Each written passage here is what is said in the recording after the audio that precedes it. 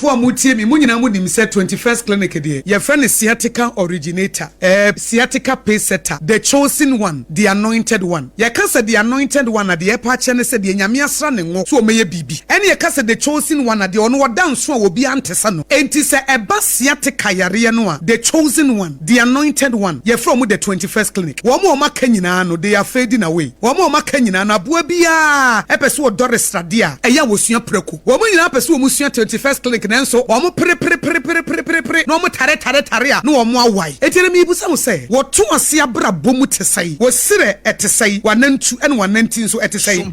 Nansan wontimi nhya heel ne biemo ho. Nansan wontimi nhya slippers ne biemo ho. Nansan wontimi nhya shoe ne biemo ho. Nanka kranchi ni a wo kɔ office bank manager na wa hyɛ slippers adan a wo se wananti no emu tutu. Wo hyɛ shoe a na emia nyamia na emia wo. Nerves na ɛfa wo sisi achi no a ɛfa wo to ase. Na fa wo sirem na fa wo nanse ne kopie wananti ne ho no. Emu aye mre wo yare na ye frɛ ne sciatica. Bra 21st clinic na ye fa massage papa so. Bra 21st clinic na doctor for mu ni madwuma. Bra 21st clinic na a nurse fo a wo mu ye adwuma a wo mu ye ne yie. Na wonim se nkrofo bi wo mu kɔ hospital wo mu se sister akosua me kɔ hospital bi a nurse fo ni mfime wo mu nyina wo mu phone so ene wo mu kɔ TikTok. Hwɛ wontimi nya sabo 21st clinic. 21st clinic se wo ye nurse ni na wo ye adwuma ne hu se wo kuta phone ye beyi wadi. I'm telling you ye ne ye patience ho agro. Na me ma waso te se 21st clinic no enye sciatica nkwa na wo mu sawo. Eye ayaresabia wo maboma edimu. Eti se ye hypertension, se ye diabetes, se ye stroke, anasa yare be wo de fabra na ye moa. Se ye nipadua no ene yare efri wuti besi unase. Apart from say ye sciatica commandant ne researcher. Ne ye the anointed one, the chosen one no. Yare bia nso yesa. If say ye full clinic. Eti be confirm wo say menko hospital e be jojo. Menko hospital nurse fo be bubu ani chie. Menko hospital wo duru ho na wo mo nante wo so. Menko hospital wo da ho aso obi amfa wo ho. Menko hospital doctor na wo ne girlfriend ehye office. Na wo mu di nkomo na patients egu ho. Doctor ho wo hye office na wo ne girlfriend ete office na wo mu di nkomo na patients gu achire na wo mu hu ne omo nyame pacho 21st clinic ne some nonsense no hu bi o. Enti bra na yensom wo sompa. A doctor ne nurse fo a wo mu gine nipa ho.